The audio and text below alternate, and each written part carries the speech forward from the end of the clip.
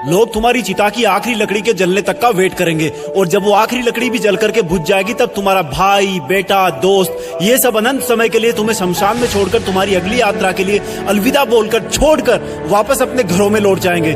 कुछ दिन तो तुम उनके बीच जिंदा रहोगे कि अच्छा इंसान था, थोड़े दिन और जी लेता, और फिर समय के भंवर में वो तुम्हें कहीं पीछे छोड़कर आगे निकल पड़ेंगे। वो तुम्हारा वापस आने का वेट नहीं करेंगे क्योंकि उनको पता होगा कि जो एक बार चला गया वो वापस नहीं आता, तो वेट करने से क्या फायदा। बस तुम्हारी कहानी यहीं पर खत्म हो जाएगी। तुम ऊपर से देखकर सोचोगे कि लोग कितने स्वार्थी थे, जब मैं उनके काम आता था तो कितने पास रहते थे। आज मैं जब दुनिया से चला गया हूँ तब भी दुनिया वैसी ही चल रही है। तुम्हें अफसोस होगा कि क्या मैं इन्हीं लोगों के लिए जन्म लेकर पृथ्वी पर गया था। तुम उनसे बहुत सवाल करना चाहोगे लेकिन लाख कोशिशों के बाद भी तुम्हारी आवाज उन तक नहीं पहुँच पाएगी।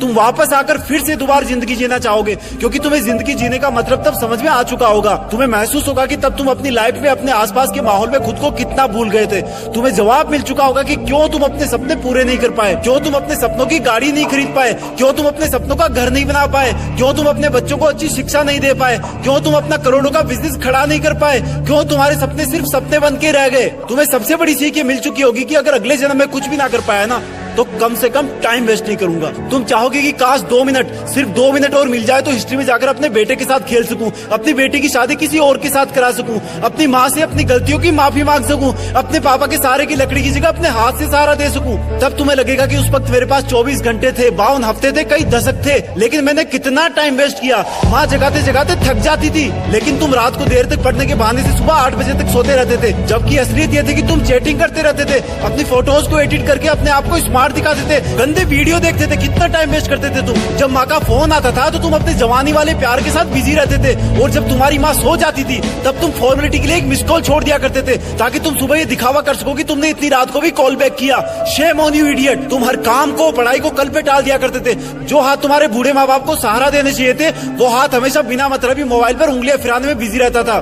तुमने कितने घंटे सुबह लेट उठने की वजह से बर्बाद किए। उन घंटों को मिला के कई दिन बन जाते। दिन से महीने और महीनों से कितने साल की जिंदगी तू एक्स्ट्रा जी सकता था। मेहनत करके अपने सपने पूरे कर सकता था, अपने माँ बाप को भी कहीं घुमाने ले जा सकता था, अच्छी किताबें पढ़ के अपनी लाइफ में कितनी वैल्यूज ऐड कर सकता था। अब मरने के बाद 1 मिनट तो क्या, 1 माइक्रो सेकंड भी नहीं मिल सकती तुझे, क्योंकि जिंदगी में कितने ही साल पहले ही मिल चुके थे तुझे। पर थैंक गॉड कि ऐसा कुछ भी नहीं हुआ। अभी तुम अभी मरे नहीं हो। थैंक गॉड कि आज तुम थैंक गॉड बोलने के लायक इस धरती पर बचे हुए हो। तुम्हारा वक्त, तुम्हारे सपने अभी पूरे नहीं हुए हैं। तुम्हारे माँ बाप, घर वाले अब भी तुम्हारे सफल होने का वेट कर रहे हैं। तुम्हारा दिल अब भी तुम्हारे सपने पूरे होने का वेट कर रहा है। थैंक गॉड कि तुम्हारे हाथ की घड़ी अब भी तुम्हें वो दिन दिखाने का वेट कर रही है जब तुम एक हीरो की तरह लोगों के सामने खड़े होगे और लोग तुम्हारी रियल कहानियां सुनकर आंसू से भर जाएंगे, मोटिवेट होंगे। और उन लोगों को सबसे ज्यादा अफसोस होगा जिनने तुमको कुछ साल पहले मेहनत करने वाला ढोंगी कहा था, लेकिन फिर भी तुम्हारे मन में उनके लिए 1% भी बुरी भावना नहीं होगी। ये अलार्म कल भी बजेगा। अगर तुम उठ गए तो ये तुम्हारे जिंदा रहने का सबसे पहला सबूत होगा। अगर तुम अलार्म बजने से भी पहले उठकर अलार्म को बंद करके अपने काम पर लग गए तो ये तुम्हारे सफल होने का सबसे बड़ा सबूत होगा। और अगर अब भी तुम डेली 12 घंटे सोओगे तो तुम्हारी आधी लाइफ तुम मरे हुए के समान जियोगे, क्योंकि सोता हुआ और मरा हुआ इंसान इस दुनिया में नहीं रहता। तुम्हारा आउटपुट एब्सोल्यूट 0 रहता है। अगर तुम डेली 8 घंटे सोओगे तो तुम्हारी 1/3 लाइफ ऐसे ही खत्म हो जाएगी, और अगर डेली तुम 6 घंटे सोओगे तो तुम्हारी 1/4 लाइफ ऐसे ही गुजर जाएगी। अरे कई महान लोग तो सिर्फ 4 घंटे सोया करते थे। रात को सोकर सुबह उठने का मतलब है कि हमें और मौत में 1 दिन का फासला और कम हो गया है। इससे पहले कि मौत तुम्हारे पास पहुंचे तुम अपनी मंजिल तक पहुंच जाओ। अपनी कहानी लिख दो। जो लाइफ में करना चाहते हो वो कर लो, पर कम से कम सुबह जल्दी उठना सीख लो, क्योंकि तुम ज्यादा जीने के लिए अपनी उम्र नहीं घटा सकते। सिर्फ और सिर्फ बची हुई जिंदगी में टाइम मैनेज करके अपना टाइम बढ़ा सकते हो। तुम्हें करना होगा, तुम कर सकते हो।